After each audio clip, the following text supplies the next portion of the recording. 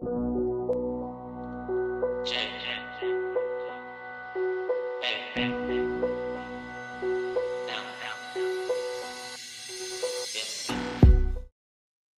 up, y'all? It's your man Jam back with a jam session. We is here on the Jam Pod. Man, it's been a while. Season two. We are now on episode one of season two. Every 10 episodes, I'm just gonna start a new season. So for those that have been following, this is actually episode 11. I It's been a while. I mean, it's been a while. You guys see, I got a whole new setup. Um, Changed out the whole apartment. So now this is my game stream pod room, man. And I'm very excited to share that with you guys. Um, with the season two and every new season that comes, I'll just be introducing new elements to the pod, new guests, and just different type of content as we journey across media. Today, I have two special guests whose work I've followed for a very long time, and that is Jackson Lanzing and Colin Kelly. I cannot wait to talk to them. So let's go get started and talk with them. Y'all tap in.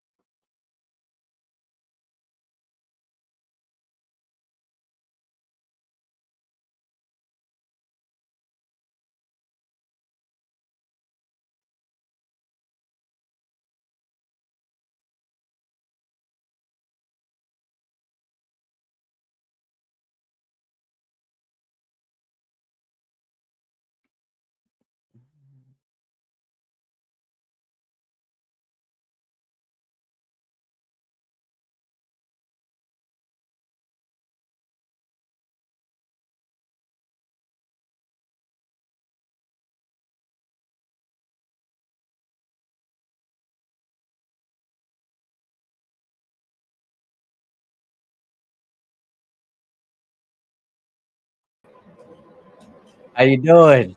Good. How are you, man? It's good. Good to see you again. I know it's been a long time. Yeah, been a minute. But Yeah. yeah, good to see you as well.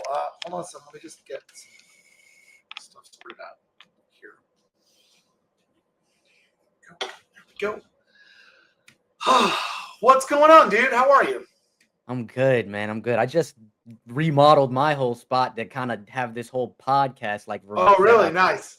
Yeah, I love your like Star Wars stuff behind you. Well, I lost audio there for a second. Hoping this brings it back. You speak for me for a second? Yes, sir. Can you hear me? Give me 1 second. No problem. No problem.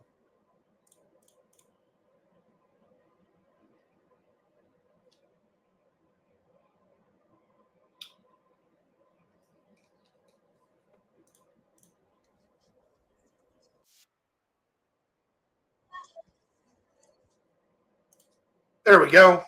Try now. You can hear me? Boom. We got it. All right. All right. Nice. Colin should be here in a few.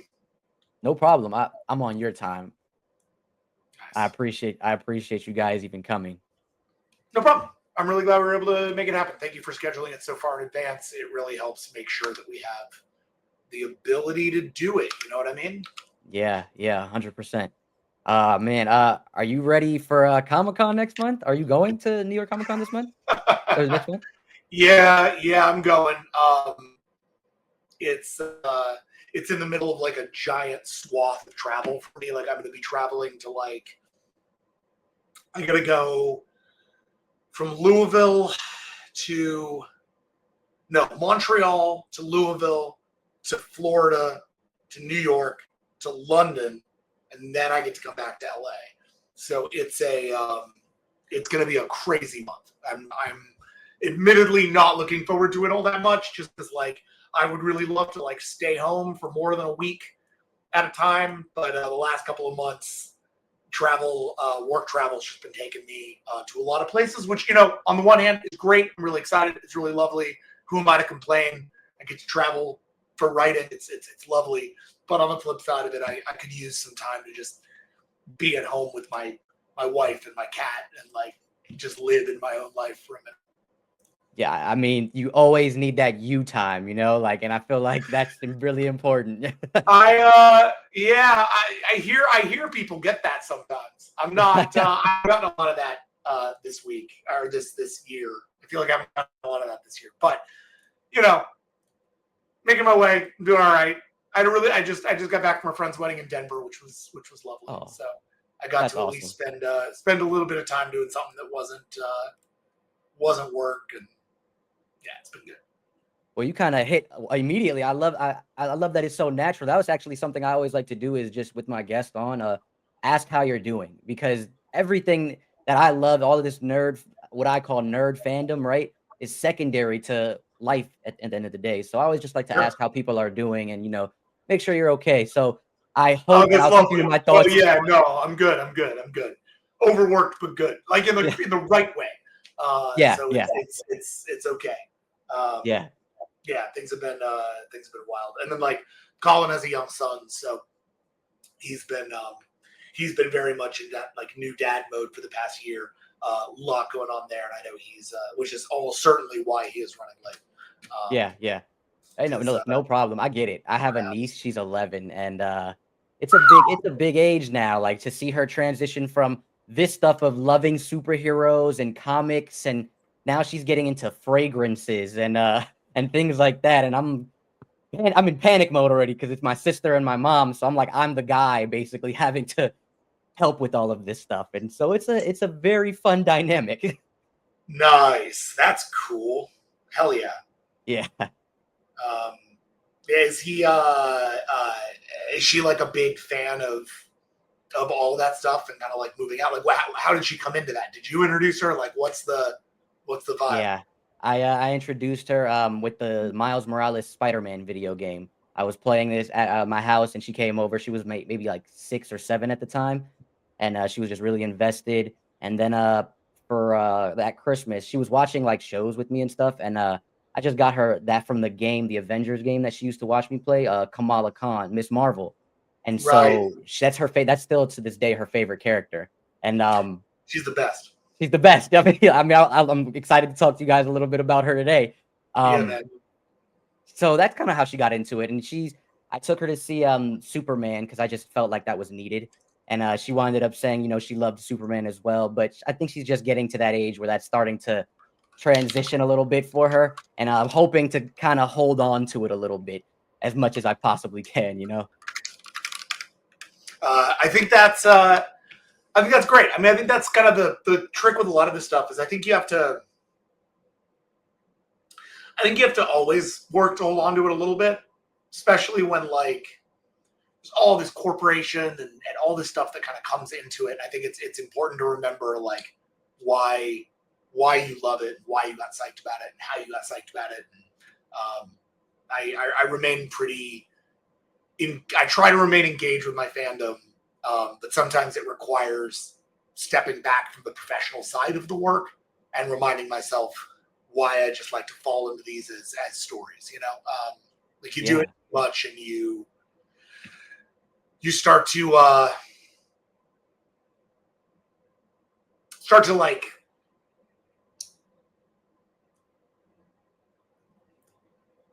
the thing that you love becomes a job exclusively rather than becoming the thing you love. And I think it's always important to find those places to remind yourself like, oh no, this is why I love it.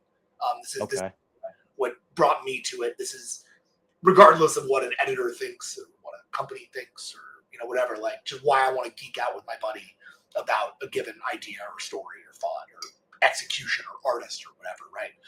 I really try to like, that's why I have like these bookshelves. You can't see them, but you can kind of see that one back there. I've got bookshelves all over this room that are filled with comics. And I try to like, whenever I'm feeling like overworked or down or whatever, I just pull a book off the shelf and I try to read and remind myself, like, oh, this is why I love this. This is why this is on that shelf. You know? Okay. I was going to ask what does keep you engaged. So I guess follow-up question then is with the stuff that you're pulling off the shelf, is it like classic things or people like some of your favorite writers or artists, or is it things that are new, like maybe modern stuff that you didn't get a chance to read yet? A little bit of both.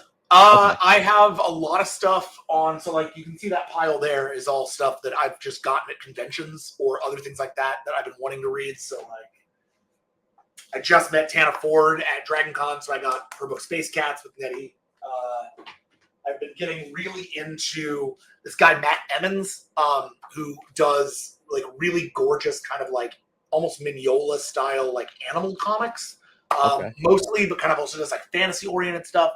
Really love what he does. So I got like every Matt Emmons book under the sun in here, and I'm kind of slowly going through them. I just read his book Council of Frogs a couple of days ago. But then also like, you know, I have a Mike Conrad book. Michael's a friend. I just never read this one, so this is sitting around. I read the first volume of Wayward by Jim Zub is like over there on that thing, but I haven't read volume 2 or volume 3. So those are both back there for me to read at some point. I sort of just like make my way through this stack whenever I have time to read something. And then if it's me trying to like remind myself what I love about it, well then yeah, I'm probably going to a classic. So like I've got all my Batman, I've got all my Cap, I've got my East of West, my Hellboys. Like I've got a bunch of stuff that's all kind of like squared away all up on this. Got all my old Powers trades. Like I have all my Ultimate books. I've got all the Krakoa books over there. Like I have a lot of stuff that I revisit when I really need that like that kind of punch. And then once a year, I try to reread Planetary, and I try to like top to bottom, and I try to reread Hellboy, like the whole Mignola verse as much as I can, kind of in reading order, just again to like fill that part of your soul. Wow, that's all of my comics are like scattered. Like I have my stuff that is like done, series that are done, right? And then I have like my stuff that's on this like shelf here that's a part of this desk. But all of the stuff that I'm currently reading, which I am unfortunately, I hate to say it, like a month behind on comics. Ooh, I'm probably like in terms of single issue comics, I'm always 6 months behind now. Like I barely read single issue comics anymore. I wish I did, but it just That makes you I feel a can't little get to the better. store, let alone like necessarily read these individuals. So mostly if I'm reading a book, it's because it got sent to me by a friend who's putting it out, who wants me to take a look or whatever. Like I'll that's normally how I read a single issue. Like I read stuff before it comes out, but once it's actually coming out, that's it's a harder vibe. Yeah, Here, it's give me a quick second. I'm just gonna check in with Colin. not a I'll be right problem. back. Yeah, thanks.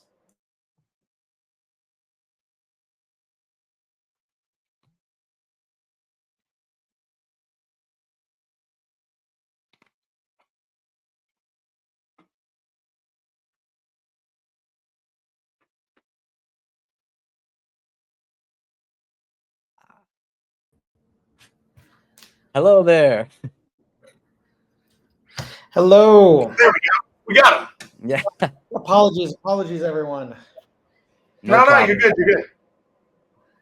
How you doing today? I have a whole segment I just did with Jackson that I like to do. This stuff to me is always, I don't want to say secondary, but to me, life is more important. So I just want to ask you, how are you? Colin told me you have a young son. So how is everything? Sorry about that. You kind of broke up there for a minute, but things are going real fine for me. Sorry guys. I don't know what's with my connection right now. I can hear you. Yeah, you're going in and out a little bit, but it's not a problem. Can you hear me now? Okay, sorry about that. Yes, sir. Okay, apologies. I think it's good now. Yeah, you're all right, man. You can hear us? Check. Can you I hear can us? hear you, yeah, but I'm so sorry. My internet is yeah, I can hear you. You guys hear me? Okay, great. Yeah, we yeah, can no hear you worries, fine. no worries. Can you hear No me? problem. Yeah. Yes, Yeah, sir. we can hear you. You're good. Yeah. Okay. If I get All right, stuttery so or something, just keep barreling through. I don't know what's going on with the internet. gotcha. No worries. Well, I want to first and say I told Jackson, but I want to thank you guys for coming on and talking with me. It's a pleasure. I've been following a lot of your work for a while now, so it's really nice to actually talk to you guys. And Jackson, I got to meet you last year at New York Comic-Con, and we have a mutual buddy in Thor, and he was like, "Yo, you have to talk to these guys. They're the greatest." And so it's just a pleasure. I just want to say thank you for coming on first and foremost. Of course, man. Our pleasure. Today, Yeah. I want to talk about a bunch of different things. I know I originally talked to you guys about Power Man, and that trade I believe is coming out next month in October, right? If I have my information correct. The trade for Power Man We sounds about right. Oh, Ha! that's And he's gone. It sounds about right. Okay. Yeah, because I was looking it up. Yeah, I was like, I want to make sure I have all of the information before, like, to ask. Yeah, hold on. Let me make sure I see it. Yeah, October. October. Okay. So with Power Man, when I first read this, it comes from the 2023 Timeless Annual, which I always find Marvel to do those Timeless Annuals really great. Like I love that they dive into like a sneak peek of what's to come for that year. And when you guys did this one, honestly, it was probably my favorite one in a long time. I'll be honest. The concept just alone of Luke Cage. Oh, we got him back. Nice. Hey. The concept of Luke Cage alone, we're talking about Power Man Timeless, the annual, and just that concept you guys did with Luke Cage having the power of himself, of course, but Iron Fist, the Hulk, and the Sentry in a distant future going up against the Moon Knight Unending, who has Stark Tech and the Eternal Machine. I don't want to reveal who Moon Knight is for readers. I always like to save, try to get around spoilers a bit, but it's not Mark Spector. I can confirm that, right? And no, it's not Mark Spector. I gotta ask, how did you guys, come up with this concept? Jackson, I'll kick it to you first. How did you guys come up with this? Yeah, of course. And look, we might spoil it because the concept's kind of part of the frame. So, spoiler alert to anybody who didn't read Timeless like a year and a half ago, 2 years now. 2 years, yeah. We got brought in on that one effectively on a fun like challenge from Tom Breedmore, which was, we are looking for a Timeless. We want you guys to do it. You can create any character you want. Just ideally create kind of a Marvel portmanteau. We want to have a character that like takes from a bunch of the Marvel universe, and then in success we'll have we'll have a new character that we can play with. But worst case scenario, you can see a cool dark future, see how all that works. That really was the whole assignment. Give us a cool, interesting character that we can take the timeless story through, because it can't be Kang, because Kang's really spoken for in Jed's Avengers run. And so we took that and we said, okay, what do we do? How do we make that work? What is the framework? And we had a lot of discussions about maybe this character, maybe that character, maybe this idea, maybe that idea. And ultimately, a lot of the things that we kept coming back to were versions of either Power Man or Iron Fist. And a big thing about that is probably because we're big Power Man and Iron Fist fans. We both love these characters quite a lot. To maybe nobody's surprise, Colin and I are best friends who do a lot of stuff together and really try to write in that male friendship where we can into these books, because we think it's an important thing, and it's also just very true to us. So we saw a chance to do something about that utilizing these characters. So we ended up kind of pitching a version of Danny Rand and a version of Luke Cage, and both of them kind of caught the eye of Marvel. And Marvel said, okay, well, these are both interesting. Could they both be there? And we said, yeah, actually, I think one of them really fits as a great antonym to the other one. And from that, we end up with Power Man and Moon Knight unending. Which I think what was interesting, especially about that framework, was that Power Man got to be a really, that's a very simple pitch. What if you take Power Man and make it literal? What if he's a guy who has all the powers? So he's got the power of the Sentry, he's got the power of the Void, he's got the power of the Hulk, he's got the power of the Iron Fist. Who is this guy who can effectively hold all of these very hard to discipline, very dangerous disciplines, who can hold all of them in his own disciplined way? And that was really fun. That felt like a great challenge for Luke Cage, but also something that we really thought Luke Cage would level up to. He's a character who is incredible with identifying what is right, identifying how to be disciplined, how to use power responsibly, without I think becoming like a middle ground character. He's also a guy who really knows what he believes. He always believes in the little guy. He believes in upending corruption, all of that, right? So I think that's really it became an exciting opportunity to reframe who Luke Cage is, why he matters, what's good about him, and what incredible kind of power he can hold on to. Moon Knight, on the flip side, was like the whole setting. It was like, all right, so now if we say Luke has all this power, what happened to the world that Luke was required to hold on to all that power? And that was a great opportunity for us to say, okay, well then something must have gone really wrong with Danny. Because if Luke's got the Iron Fist, that means he had to punch his best friend in the heart. That means he had to take that from him. And if that happened, then that means that something really bad must have happened to Danny. And so we kind of constructed a future cosmology where we said, okay, there was some kind of event, some kind of large-scale cosmic event.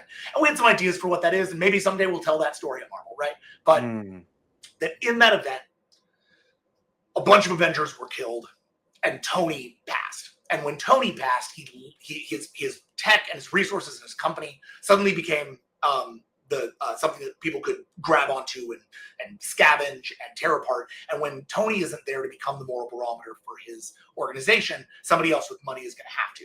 And that felt like, okay, that's a great place for Danny, suddenly shocked into a sense of responsibility, needing to hold on to this, needing to stand not as like the sort of slacker side superhero, but as the core superhero. He would need to stand into that identity and effectively become, the Iron Fist with a capital I, as it were.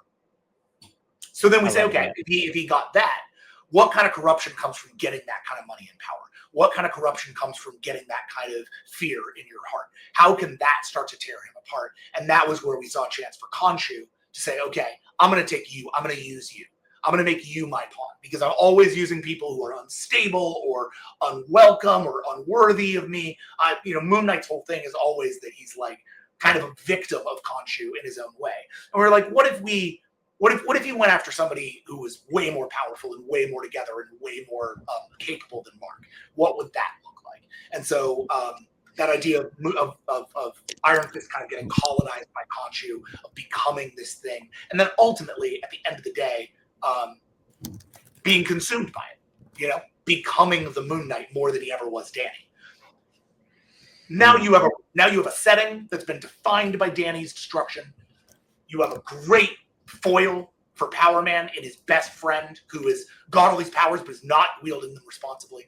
And now you can put those two guys at odds and have them fight across 30 pages and really make something that can crack space-time in the Marvel Universe. And that, at that point, it was then it was all systems go, right? Now it's just Dragon Ball as hard as you can and try to make it emotional along the way. So with that, the way you talked about the end and breaking space-time, was it always planned to continue the story? I mean, it continues, almost a little over a year later in 2025, we get the I always say to everybody, you can never go wrong with a good miniseries. And that's what we got. We got a nice 4-issue miniseries and in Power Man Timeless, and it was phenomenal. I mean, was that always planned? Colin, I'll ask you, was that always planned to continue the story from Timeless? Yeah, it was always the hope. The point was to kind of create a character that would have some lasting shelf life, that could really kind of like dynamically be a character within the Marvel Universe. Marvel's publishing ultimately when they can and how books fit into their schedule is a big old question mark that no one fully understands.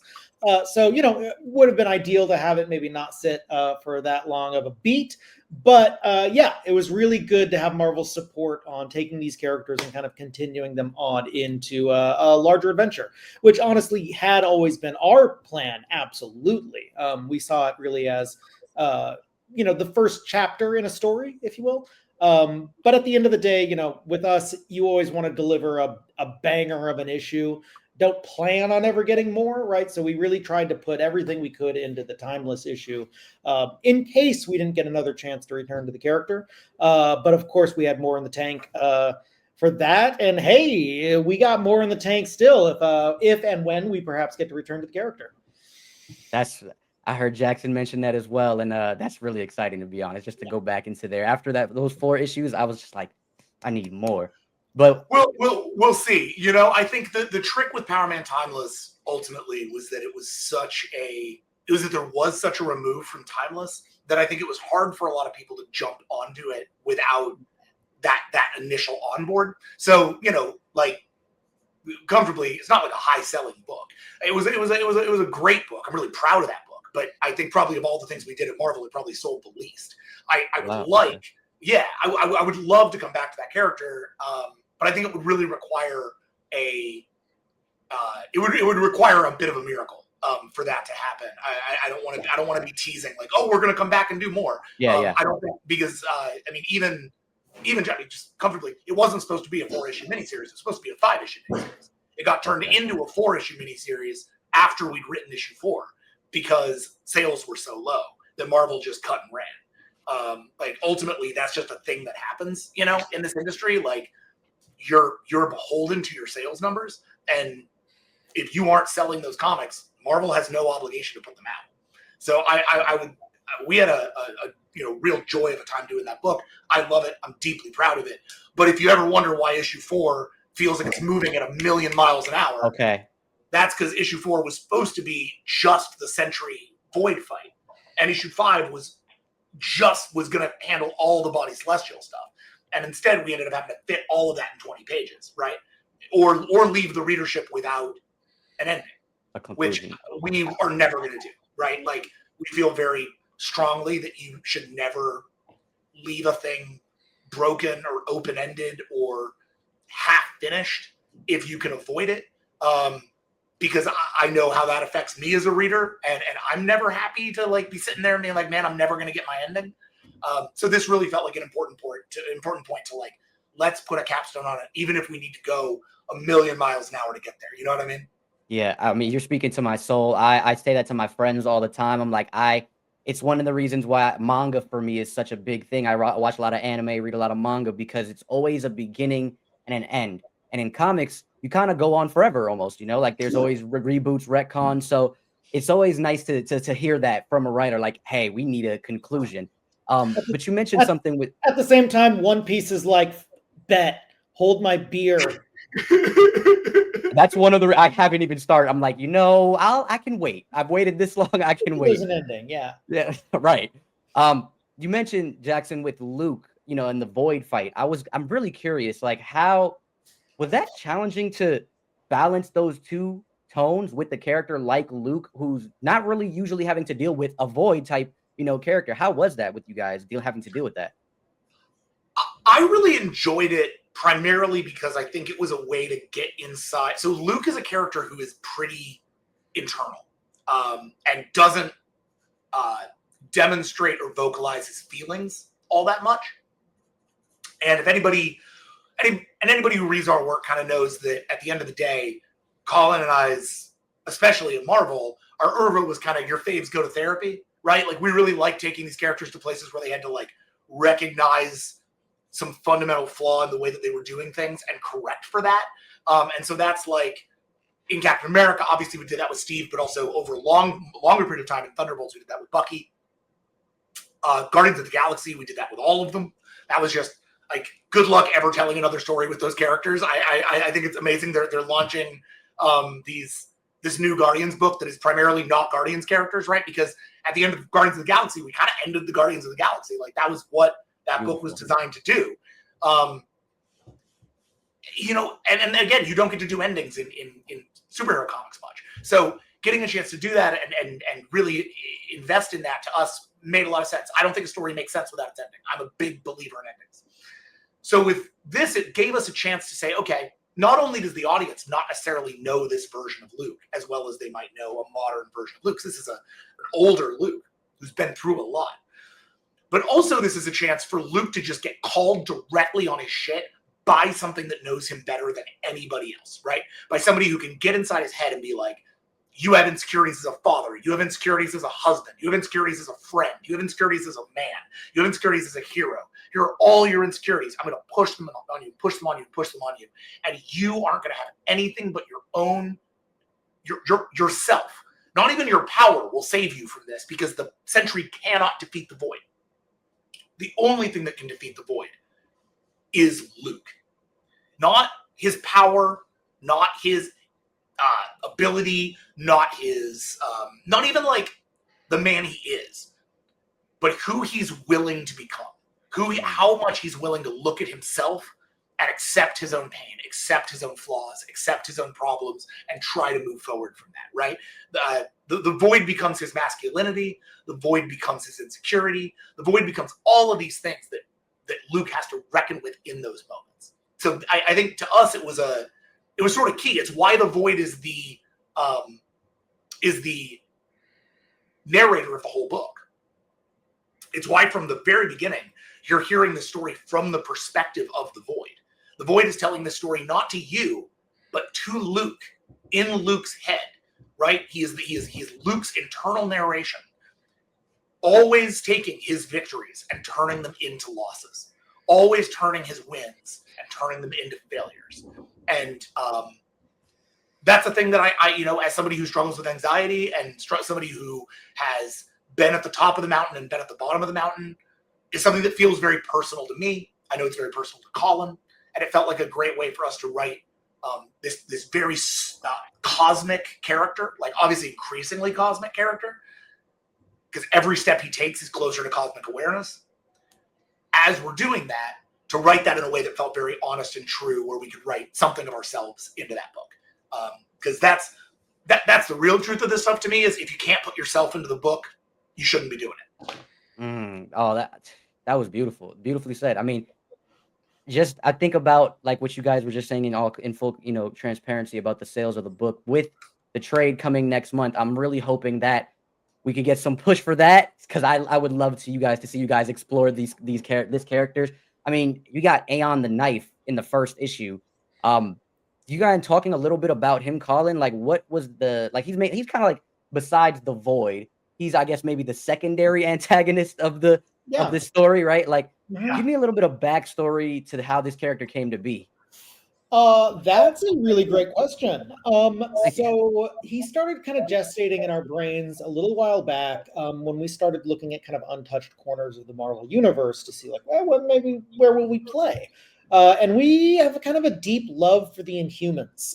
They're messy. They're really interesting. They've got so much potential, but they're so rarely used in a way that gives them the kind of big impact that a lot of the other kind of Marvel subgenres of teams and people kind of get to exist in. So we were always like, let's really revitalize the kind of Inhumans side of things. And when we were kind of thinking about how you might approach that with a new character, we kind of settled into almost kind of a Conan kind of personality, right? Like how someone who can really kind of exist within a very clear intention that would look at the Royals and be like, maybe screw them. Maybe it doesn't matter that Black Bolt can speak and destroy mountains. I can cut a voice. Like, how do you make a character who can stand up to the most powerful of these Inhumans? And we kind of came to this idea of like an Inhuman with the ability to effectively cut, right? What does that mean to cut, to slice? How specific can your knife get?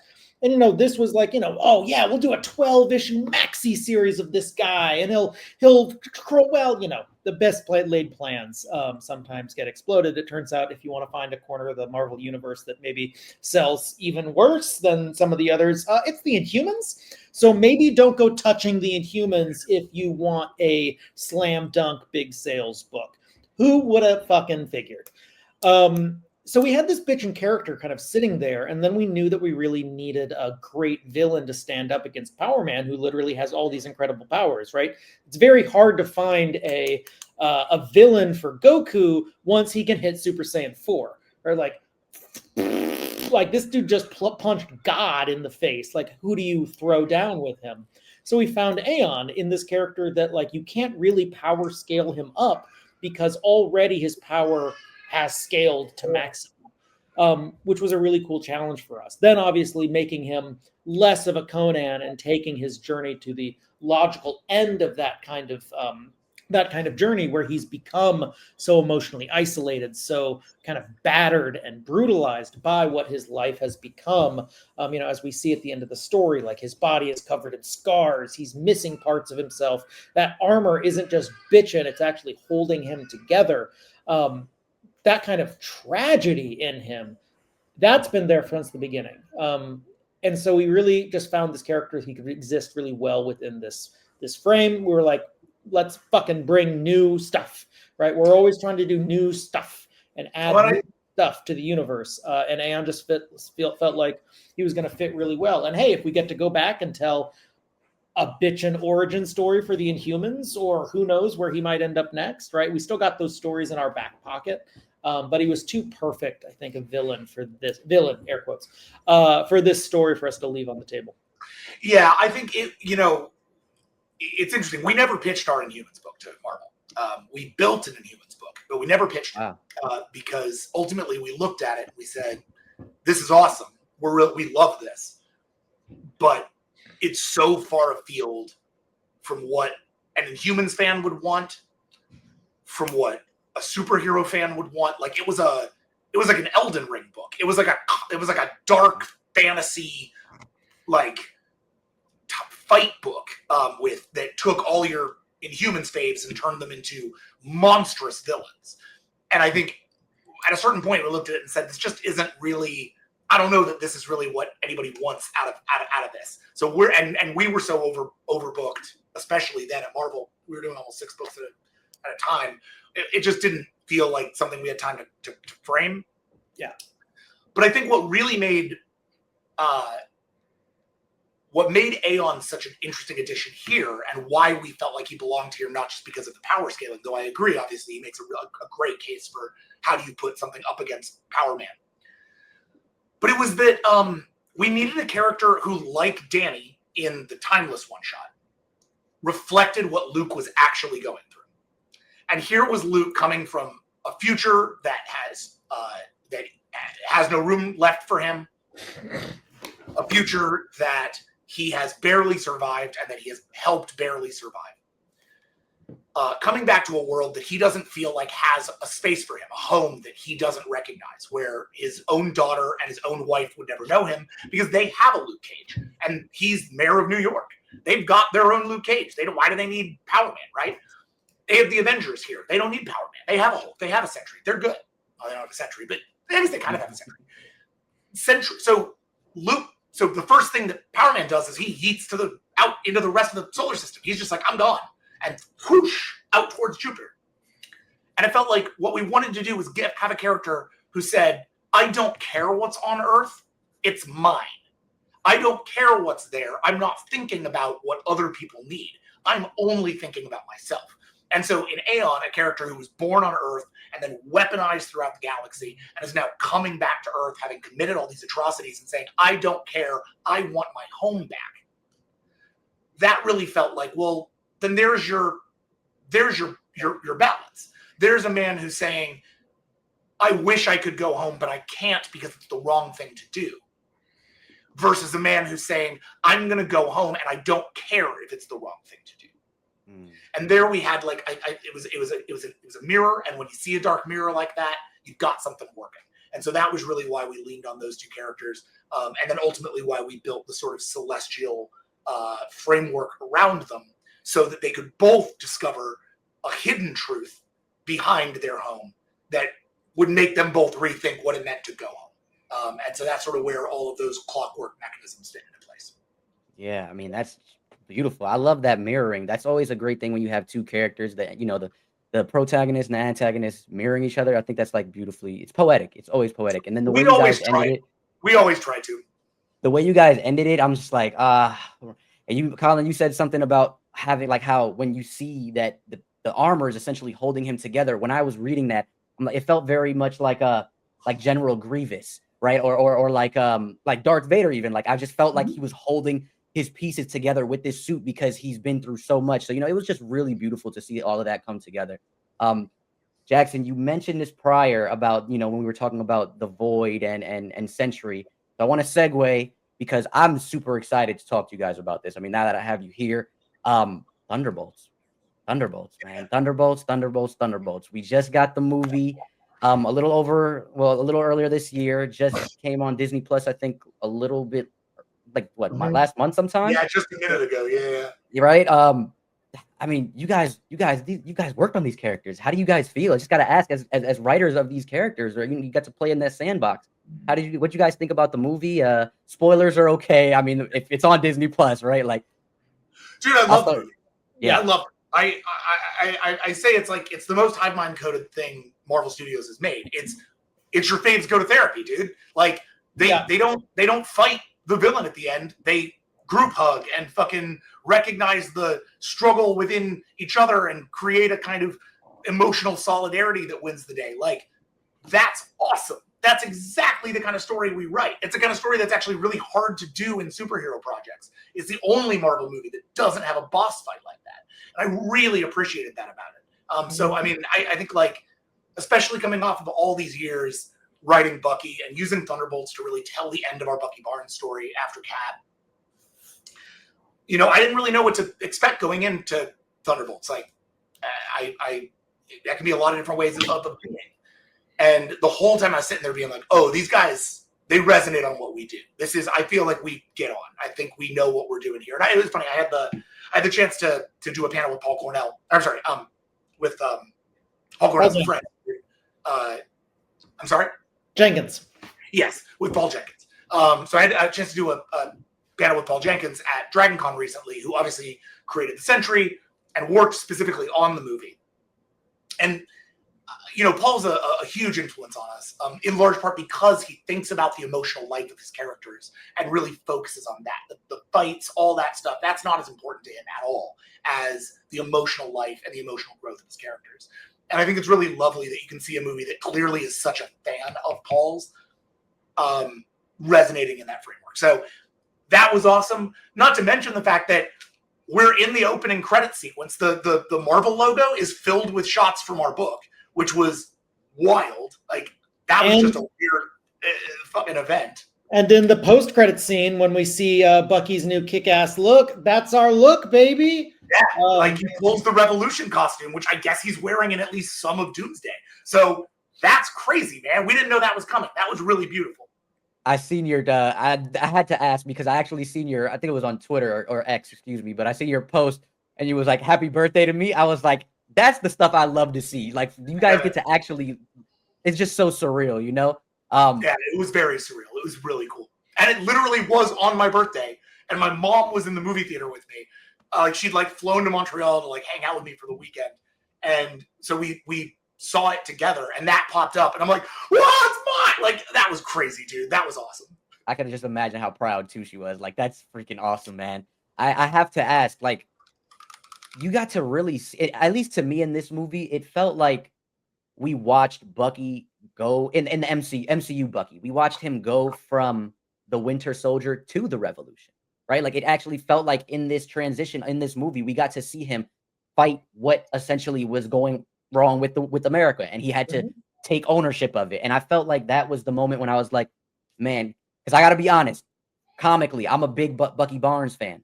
Like, I have it was like my second car in life. It was a gray Nissan Altima. I named it Bucky. It was Bucky the Winter Soldier. I'm just a fan. I love everything about Bucky. And when you guys first, in Captain America, I think it was Sentinel of Liberty.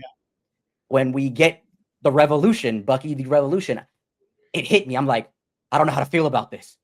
And over time, it just resonated, and I feel like I grew to love it. It's such a full circle moment for Bucky. I think that's a credit to you guys as writers, right? Like, you guys can see further past us as fans that we're just reading, but you guys have that ability to think so far ahead to where you can see what these characters need and what their transition is going to be like, what their growth needs to be like. And I think that's just a credit to you guys. So with him being the Revolution, and you've seen that like you said, that post-credit scene, and he has your outfit on. I always feel like Marvel Studios, the MCU, they do a good job of bridging the gap from classic stuff to modern stuff. And so the reason I say that, with you guys just recently working on Thunderbolts Doomstrike, everything I'm reading in Doomstrike, I'm like, Doomsday is right around the corner. I could see stuff like certain things like this playing out with the movie and how Thunderbolts ended to the new Avengers. You guys have any, I love to theorize. I'm a big theory. So anything you want to throw out there that you would think? I wish, man. Yeah, I got nothing. We kind of threw our shot. We were like, we bet Contessa is probably an LMD. Wrong. Like, okay, nope, just a human. I mean, I guess she could still be an LMD. Who knows? But like, probably just a human, a shitty human. You're like, okay, cool.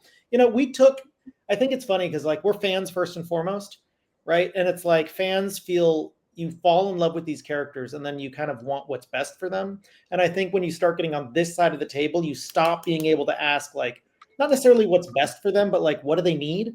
Right? Like, unfortunately, our job cannot exist if our characters just end up happy. So it's like you give them their wins, but then you also got to bring in their losses. And I think that's where the kind of like the emotional arc gets to go. And thank you for acknowledging that like it needs to be an arc, right? Like we need to take the characters somewhere new because otherwise we're just rehashing the same fucking meal you've already had. And that meal is fucking great. But especially with a character like Bucky, who has had a lot of great stories where he's spinning his wheels, it was just so important for us to take him onto some kind of evolution to help him grow into the person that we all saw and knew he could be. And I just love that like Bucky's happy ending, though obviously Bucky Nat stands. God bless you for being out there. Like he ain't ever going to retire and go like live in a nice house with his super spy girlfriend. Like those two are going to be in the shit for the rest of their lives. But they can do it together and they can do it united. We'll see how Sam Humphries kind of continues on that journey, but the man is insanely talented and I know he loves what we did. So in terms of comics, at least, I think that all is going to have a really kind of nice impact. In terms of what the doomsday of it all, shrugs, we're as excited as you are and have as little idea. It's kind of exciting. Doomsday will be the first Marvel movie I've watched in a while where I'm not working at Marvel while it happens, right? Like Colin and I have stepped away from Marvel. We're not doing any Marvel books for a little bit. Largely because we finished our two sagas, right? We finished Bucky Barnes, we finished Kamala Khan, and got all the good and bad that came out of that. And then we've finished Power Man, right? Like we at least took that story to where we wanted it to go. So we didn't have any stories left dangling. There weren't any threads left there that were like, man, we really need to do this. Like it felt like we'd said everything we needed to say for a minute, and short of doing something brand new, it was time for us to kind of step away and focus on on the work we love. Frankly, we've had some stuff really kick off in other places. People who've been following us know we are now the story team on this big new MOBA called March of Giants that just did its closed alpha, just closed out. But that's an entirely new story universe that we're building for like a AAA game. So that's taking a lot of our energy and time, has been for the last several years. We have a couple of movies that are happening. We have a TV show that we're prepping to take out. We have a kids novel coming out in a few months. Like, we have a lot of stuff happening. So comics felt like when we were going to do them, because we love them and we're never going to stop doing comics, right? But like, if we're going to do that, they have to be ones that we have to only be able to do like one or two at a time. And it really felt like it was time for us to do stuff that was creator-owned and was coming from us. So we're stepping away. We have a creator-owned project that'll get announced relatively soon. We have another one behind that, and then another one behind that. And in the meantime, we're doing this, and we have the last Starship at IDW, which is sort of our take on like an absolute or ultimate Star Trek, right? We've been so inspired to watch as Scott and John and these just incredible writers are coming to and artists are coming to the table and telling these really incredible reimaginings of our modern mythologies that are allowed to have beginnings and middles and endings in a way that superhero comics often aren't. And we said, the whole time that these were popping, we were building this. We've been building Last Starship for like 2 years. So finally being able to come to it and say, everything that at the beginning, we were like, oh man, is this like, are we doing too much? Or is this too weird? Is this too strange? Is this too new? And then watching everybody like respond to things like Absolute Martian Manhunter, I'm like, never mind, we're going to be fine. Like, you can get on this shit with us. Like, we're good. We go way back with Dennis Camp. He's like one of my oldest friends in comics. I love Dennis very much. I'm so happy to see all the success. But I've been on that train since, 2012, get on board. So like, I feel like that's been a really beautiful thing to see happen and to sort of like prep it out. So I think being able to come in and do that with Star Trek, that feels as close to like something that's home for us as possible. And that means now that I can start to read Marvel comics like a fan again. I can start watching Marvel movies like a fan again. I'm not in that editorial summit hearing about what's happening. I'm seeing it on the shelves. I'm learning about it. And like, there's a bittersweet nature to that. You never don't want to be in the room, right? But on the flip side of it, being in the room is taking up all of our time. And something that we've really learned is to value that time and to build our own things from it. So we're super thankful for our time at Marvel. I have no doubt we'll be back. Yeah. Maybe sooner or later, you never know, right? It's not like the door is closed to us. We still love our editors. They still love us. Everything's fine. But taking some time for ourselves, I think, has been really required on our part. And I'm very happy to have done it.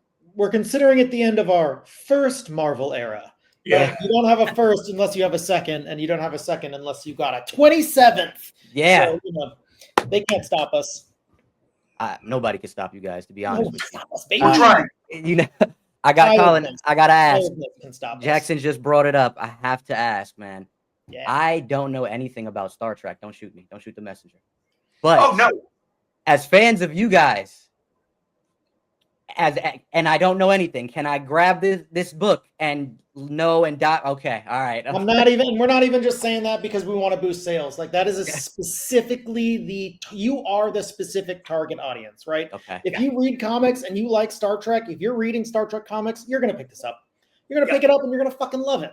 But that's not necessarily the entire be-all, end-all of this goal. We wanted to create a Star Trek that, just like Absolute, creates a new onboarding opportunity for folks who have never watched a Star Trek. But if you have heard of a James T. Kirk, I know what a Kirk is. I know what an Enterprise is, I think. I don't know, ship, right? I know what a Starfleet is, right? You've heard this kind of stuff through context of just living. So if you've got those proper nouns already in your head, that is literally all you need to know. Last Starship picks up almost 700 years after most of the Trek shows that you know and love, or don't know at all. So this is a brand new look on the Federation, a brand new look on technology, on the universe, on the galaxy. And you don't need the context that comes with watching 72 seasons or some astronomical number of episodes of television to really enjoy this. So we're trying to. It's a noir mystery. It is about how you hold up hope in the middle of a hopeless time. It is really. And it's character focused. Like, as always, everything we do, this is, in a sense, a story about friendship, about family, and about how you hold yourselves together against the inevitable destruction of everything you hold dear. Last Starship is what it says on the tin, right? It's Last Ronin for Star Trek. You need to know as much about Star Trek as you would need to know about Teenage Mutant Ninja Turtles to pick up Last Ronin, which is, I think, to say not at all. You can just pick up Last Ronin and you'll learn. Yeah. You'll get it. They'll bring you on board because this is a new context. Last Starship is the same way. We're going to start from scratch. We're going to show you why this is interesting. We're going to walk you in on all the ideas, and then we're going to burn them. By page 8 or 9, we're going to set the whole thing on fire. And then you're going to be in the same position and the characters are going to kind of be in the same position as you, which is you're all going to be starting over. You're all going to be building a new story together. And I think that, to me, that's what's really inspiring about this kind of story, is that it's not a matter of me coming in and saying, here's this thing you love. We're going to give you a way to think about it that's new. We're going to rehash this thing you love into something new and interesting, right? Colin and I really, really hate to play the hits. We're really not big fans of playing the hits, sometimes to our detriment, right? I think I'm sure there are fans that would be happy if we weren't writing our own stuff over their favorite hits in like something like Giant Size X-Men, right?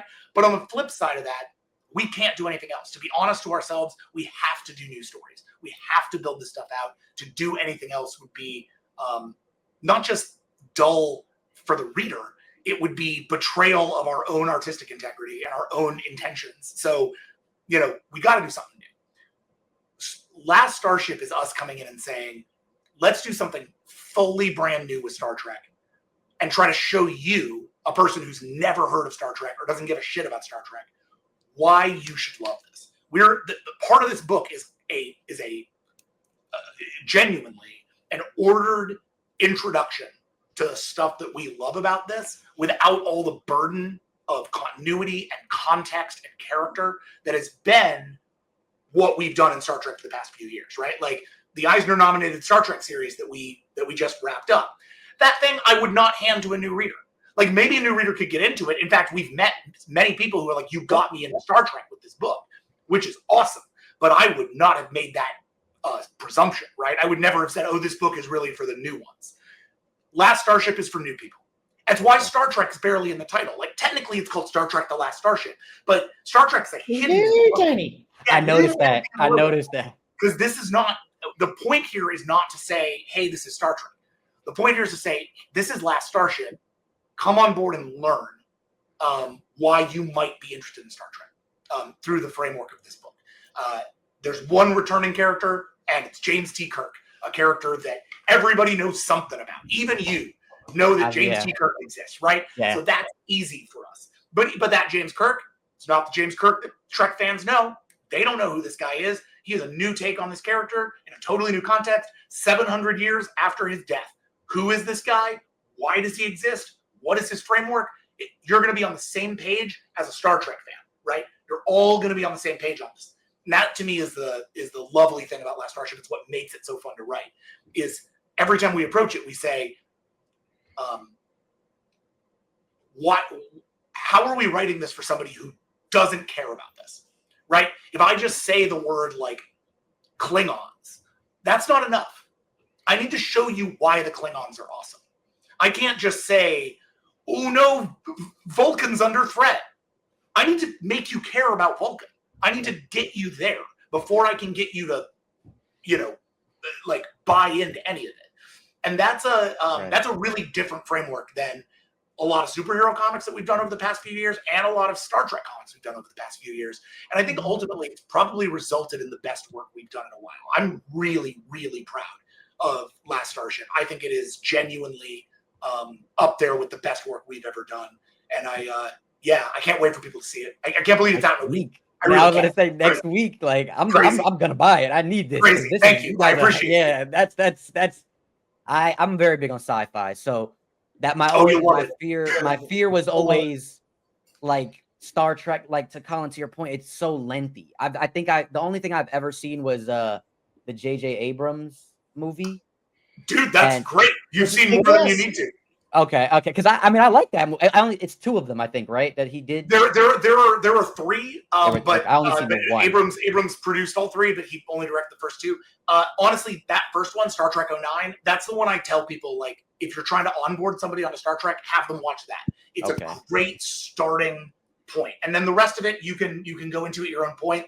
And it's not necessarily the best Star Trek, right? But it's not. But it is maybe the best and most efficient introduction to Star Trek. In 2 hours, you're going to get a really good introduction as to why these things are cool, why these characters are neat, why you should give a shit. And we're trying to do a very similar thing with Last Starship. Okay. When you said the Klingons, the only thing I remember that from is the Big Bang Theory. That's the only thing I could. See? There you go. These are not your Big Bang Theory Klingons. I do remember that episode though. Yeah. There's a page in issue 3 that's like easily the coolest Klingon martial arts thing I've ever seen in a book or TV show, and I still can't believe they let us put it in a book. It's brutal. It's like some absolute Batman shit. It's wild, and I'm really excited for people to see what's kicking with this book. Adrian Bonilla, who's our artist, is a protege of Carmen Carnero, our artist on Captain America, and is, he's a young guy. He just turned 30. He's going to be huge. He's a really incredible artist. As I've been several times in our career, I feel so lucky that we got to be here when he was ready to blow up, and got to really partner with him to make something incredible. It's going to be awesome. Hearing you guys talk about your colleagues and your peers is beautiful, as well as the way you guys talk about your characters. It's so refreshing to see as a fan to see these creators have the care. You don't always see that all the time. You mentioned Jackson, though, the giant size stuff, and I mentioned to you earlier. I gotta let you know. I mentioned to you earlier. Kamala is my niece's favorite character, but what I didn't tell you is that NYX book that you guys did is actually my favorite book from you guys. Like, seriously, it as a New Yorker, it resonates with me on a very personal level. It feels natural. It's diverse. It didn't feel like a group of misfits coming together, but more just citizens trying to showing up for their community. It didn't feel like superheroes. It just felt, honestly, at some points, it didn't even feel like mutants. I mean, obviously you have the themes and the concepts there, but it just felt so natural. So I just want to first tell you guys that was an amazing book. I loved everything that you guys did with that, and I got a couple questions on it. Yeah. Hey, we'll answer them, Ben. But just before you start giving us too much love on the New York of it all, obviously New York's fucking incredible. We love it as a city. Obviously, it is, arguably the greatest city in the world, and part of the joy of it is the vast panoply of communities and people and dreams and ideas, and it fucking kicks ass. Our editor is from New York in that book, but her job was also to be like, L Train doesn't do that. Not where the bridge is, man. We'd be like, from the top, she sees, and she's love. There's no elevated train in that area, guys. There's no elevated train in that area, but we're like, but Google Maps. So a lot of the authenticity did come from her. Not to blow up our spot, but I think that was the community we kind of built it around, right? At the same time, you got to keep a little bit humble, focus on the characters, and let some of those details come from wherever the best idea is going to come from. And I think ideally the authenticity of that book comes from the lived experience of the characters.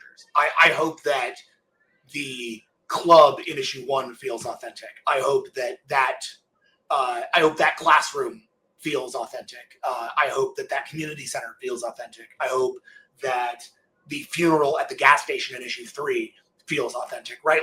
That's what, when we were writing that book, you said, sometimes it doesn't even feel like superheroes or even like mutants. Good. It should feel like people. That was what that book was designed to do. We said, this is not a superhero book, which is so hard to do at Marvel, man. My favorite creator coming up when I was when Colin and I were just starting. My favorite creator at Marvel is Kieran Gillen. I love Kieran's work. I'm a gigantic Kieran fan. I've been a Kieran fan since Phonogram, which was hit me like a meteor at exactly the time I needed it. I was like 18, 19. I was a young kid who was a music journalist. That book changed my life, like totally turned me around. So I always look at Kieran's work at Marvel as like, what if these people were real, right? What if they were humans, not just icons? What if you like got back to that Stan Lee premise of they're people under there, and let's spend as much time with them as people as we do with them with the suits on. And one of the beautiful things about Jamie McKelvey is he makes everybody look like they're actually people, right? So like when Gillen and McKelvey were operating at their height, those people felt real to me. And so when we started NYX, we were constantly looking back at, especially at Young Avengers, and saying, how do you make it feel like that? How do you make it feel as real, as human, and as like, I could see these guys at my local coffee shop as possible.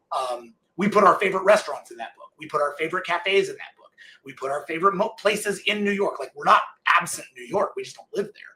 So we put our favorite spots in there. Like, we tried to really own the humanity of those characters and ideally let the rest of it out in the wash. So it always makes me really happy when somebody responded to that, because I know that, especially in the From the Ashes era, when there were so many X books to pick from, and all of them were in wildly different tones, it really means something to me when people, picked up NYX just a wild swing of a book. So Yeah, honestly, no, I mean, it means a lot to me and a lot of people. I can tell you that I really do resonate with that book. On a personal level, again, I read that to my niece because Kamala's in it so much, and that's actually one of my questions is, was it always was that always the plan to have like Kamala as the focus? Yeah. From moment one. That was from Freeport's office and from us. Okay. Like, all they had with that for NYX in the initial planning document, because sort of Tom like outlined what he wanted out of all of the books before he like sent them to writers. So we weren't pitching like totally sight unseen. There was like, X-Men probably is like this. Uncanny's probably like this. That kind of thing. So when we pitched NYX, the idea was NYX, it's Kamala. She's in New York. Mutants? And that was sort of all they had. So that was a big jump for us, was to say, okay, we knew that we wanted to tell that next part of her story. She'd been made a mutant in some very strange and kind of brutalist ways. And we were like, all right, if we're going to do that, can we give her a place to live in that and sit with that for a little bit and understand it? And our love of Krakoa, obviously shines through. Like, we fucking love that era. Like, it's the coolest stuff. Absolutely. And so once we knew, like, well, it doesn't seem like too many of these other books are going to be picking up those threads. That's really where we'd like to live. The Kamala of it all just makes sense, right? Like, taking someone who literally is the new mutant, right, and putting her into a situation where she needs to grapple with that identity while everyone else is kind of holding up the shards of what their identity had just meant, right? Like, she's not coming into an Xavier school where everyone says, being a mutant is great, Kamala. Ironically, since she does show up at Xavier school in giant size, but right, coming into a situation where she says, what's a mutant? And everyone else is like, we don't fucking know, dude. Like, that felt really important as a storytelling beat. And it came down to one of those things where it's like, look, someone has to tell this story. And we know that we will do it with love in our heart and love of the character, love of these mutants, love of the Krakoa era, love of the story. We knew that we would give it our all. Not that someone else wouldn't, but when you have a chance to kind of really make an impact on a character that you love, who is in a complicated time in their publication history, like, it really felt like almost like we had to. You bring up a lot of great points that I have kind of like a two-part question on. First thing you mentioned was Krakoa, and then Kamala's history, kind of where it's at right now. Were those challenges, like writing through this, now you're in this From the Ashes era, everything is different. I mean, we just finished this whole Krakoan age. What was the challenges there? And then with Kamala's history, her becoming a mutant, as well as her being an Inhuman, that whole change. I've seen that the creator wanted originally Kamala to be a mutant. So how does that How did you guys navigate that, through that? What were the challenges that? So you mentioned that Sana Amanat mentioned that she really had always wanted this character to be a mutant at first. And I think that to some degree was crucial to us picking up the character in the first place. I'm a huge fan of that character from publication number 1, man. I've been collecting Kamala books since the beginning. And I have a lot of respect for Sana and for G. Willow and for the whole team on that book. So it felt really important that if you were going to pivot this character into mutant, which we didn't do, that happened before us. Right. That the best, maybe not best, the most responsible way to do it would be to recognize that she would feel out of place, that she wouldn't feel like she belonged here, which is something that Sabra Prasada and Aman Vellani did in their New Mutants books, and sort of set a stage for that. And then NYX let us just float into that and really sit into that and relax into that and let her marinate in mutantum for 10 issues before launching her into Giant Size, where all of that knowledge was going to come, and all of that self-knowledge was going to come into test as her mutant powers as her mutant powers manifested for the first time, as she understood what they were and how to use them, as she created a framework for herself inside of mutantum. And to not have mutants be like, here's how you're a mutant, Kamala, but rather have a bunch of different experiences that have her come around and say, this is what I think being a mutant is. Which is why we land her at the end of Giant Size X-Men, spoiler alert, with the Marvelous X-Men, right? A team of X-Men who would never come together were it not for Kamala Khan. A bunch of people who are on separate teams, who don't talk to each other, who when they do meet up in like X-Manhunt and stuff, like fight each other. But when Kamala calls, Phoenix will show up. When Kamala calls, it doesn't matter whether or not something else is going on. Kitty Pryde will be there. Like, that to us was a great moment of being able to say, look at this, how much she has learned, or how much she's become one of these people, how much she's become part of this community, and how much they've recognized her best quality, which is that she is accepting and open and loving like a fan, that she wants to understand this stuff and will put herself on the line for it, right? So I think that wasn't so much a challenge as it was an opportunity to say, here's the thing we love about this character. Let's let all of mutant kind fall in love with it too. And that's really what I think our job was, is have mutants fall in love with Kamala. And it starts with Sophie Cuckoo and it ends with the Marvelous X-Men.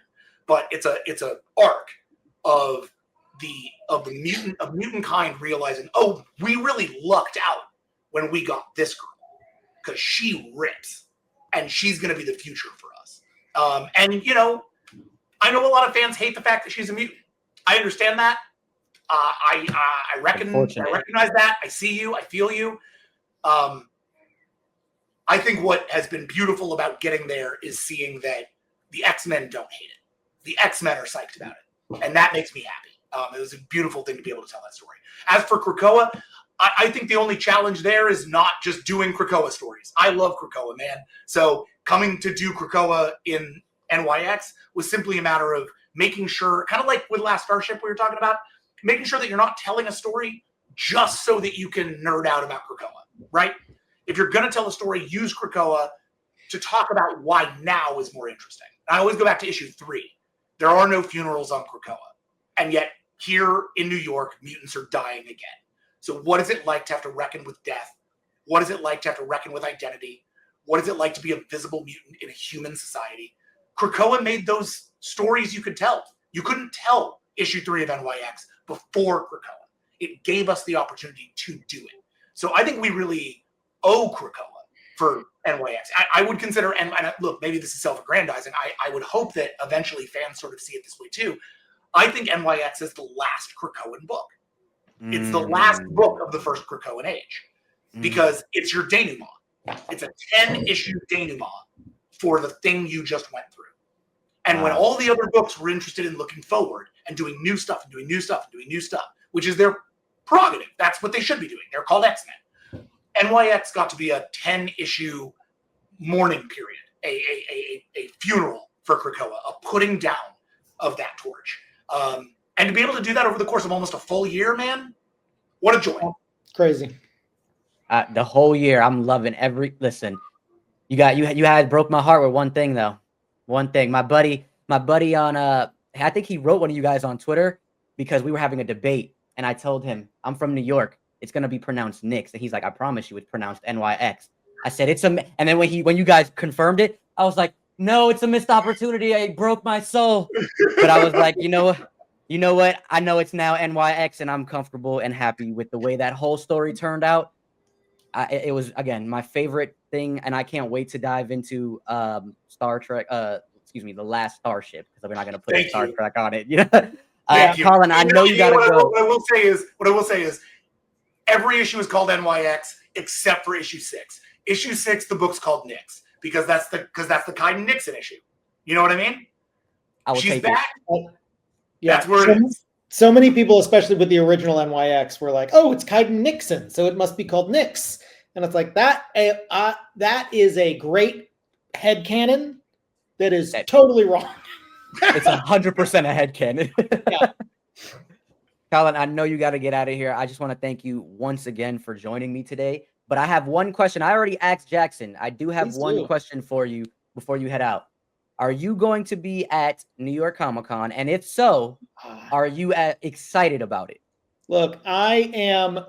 New York Comic-Con is easily one of the best conventions in the country, if not the world. I think Artist Alley at New York Comic-Con is literally the best convention in the world. If you love comics, Artist Alley at New York Comic-Con is absolutely dope.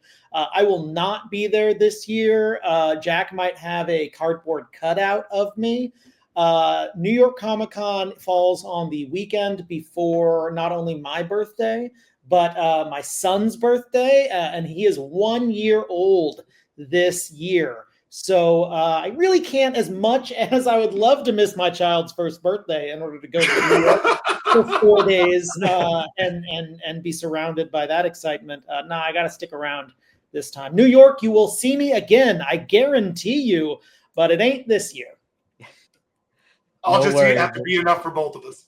Yeah. Listen, it was a pleasure, Colin. I will get with you one of these years somewhere, but I appreciate you coming. And Jackson, same likewise, man. It's a pleasure. Enjoyed you. You guys are always welcome to come back. Maybe we could talk about Star Trek. Oh, excuse me. I was going to say, Starship. Read Last Starship, maybe after Arc 1, Arc 2, if you're like digging into it and you find yourself getting a little bit of Star Trek into you, let's have a conversation. I'm looking forward to it. By then, we'll probably have some creator-owned stuff to talk about too. Yeah, exactly. All right. Well, it was a pleasure, guys. I'll let you. Hey, Jam, thank you so much. Have a good one. This was such a delight. Thank you so much. Take it easy. Bye.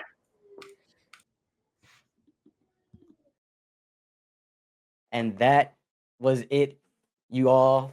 I appreciate Jackson and Colin coming by today. You guys can see me. I'm red in the face. Like those are literally some of my favorite writers. I love their work. I've been following their stuff for such a long time now. All of the books that we talked about, I've read, and I can't wait to look into their their last Starship book. It is going to be a fun time. It comes out next week. You guys will have seen this episode by then. So tap in here with your man Jam. This was season 2, episode 1, or episode 11 if you've been keeping up on the Jam Pod. I appreciate you guys. Make sure you show some love. Give the likes up, the thumbs up, and on you know the good stuff, man. I don't like to talk about that stuff too much, but got to do it for the algorithms. But regardless, this is what I love to do, and I will continue to do it. I appreciate you guys for tapping in here, and we will see you next time on the Jam Pod. Peace.